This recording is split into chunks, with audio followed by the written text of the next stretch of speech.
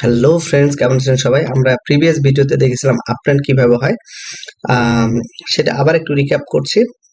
যখন মার্কেট তার প্রিভিয়াস যে হাই আছে এই হাইটাকে ব্রেক করবে, এটাকে হায়ার হাই বলে, আর এটাকে হায়ার লো বলে। ওকে, যখন কোনো মার্কেট তার প্রিভিয়াস হায়ার হাইকে ব্রেক করবে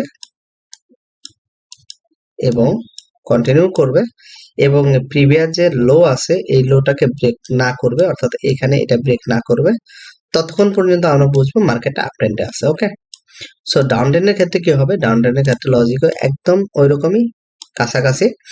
বাট এক্ষেত্রে যেটা তৈরি হবে, মার্কেট আমি ধরে নিলাম এখান থেকে ডাউনে যাওয়া শুরু করছে, এখানে আসছে, আবার এখানে গেছে। সো এটাকে লোয়ার হাই বলে, আর এটাকে লোয়ার লো বলে। সো এই যে লোয়ার হাই, সরি, এই যে এটাতে যে লোয়ার লো, এই যে পয়েন্টটা, এই লোয়ার লোটাকে ব্রেক করছে।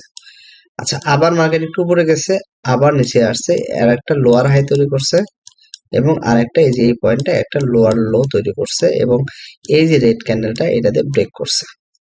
সো এখানে একটা লো তৈরি হয়েছে, এটা লোয়ার লো। আবার মার্কেটে একটা হাই তৈরি হয়েছে, আবার এই লোয়ার লোকে এটাকে ব্রেক করছে, আবার একটু উপরে গেছে, আবার নিচে আসছে, আবার একটু উপরে গেছে, আবার নিচে আসছে, এই লোটাকে ব্রেক করছে, আবার উপরে গেছে, আবার লো করছে। সো এইভাবে মার্কেট কিন্তু আপনার ডাউন ট্রেন্ড হয়। ওকে, সো একদম সিম্পল।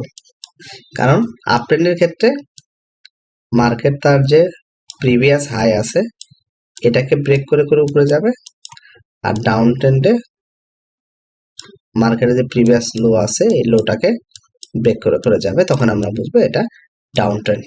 এখানে যেরকম দেখালাম, সো একদম সিম্পল জিনিস। এইটা যদি আপনি বোঝেন তাহলে আপনি নেক্সট ভিডিওতে শিফট করতে পারেন।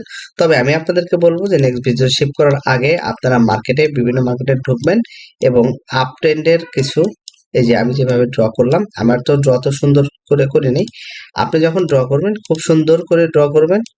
ওকে, করে আমাকে স্ক্রিনশট পাঠাবেন, আমি দেখব যে এটা ডাউন ট্রেন্ড আপনার ড্র করা হয়েছে কিনা, বিকজ এটা খুবই ইম্পর্টেন্ট আপ ট্রেন্ড এবং ডাউন ট্রেন্ড বোঝা।